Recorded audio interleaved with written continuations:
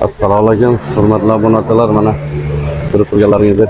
Mustaqni ishga tushirib kelganimizga xudo xolasa 2 oydan oshdi. 2 oy davomida bizga bir ozgina nimalar tushdi, zaryadkalar tushdi, pena nasatkalar to'g'risida. Hozir bu haqda batafsil gapirib beramiz. Menimcha to'g'ri tushunasizlar.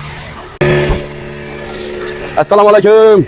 Ustoz, siz yaxshimisiz? Zamosag'ina. Harman ishlar bilan. Barım. Ay Allah razı olsun. Tabii kichkina savolim bor edi. İşim Mustaq'a geldik. Mustaq'la birga shu nasatkalarimizni o'zi 4-5 tane almashlab turibmiz.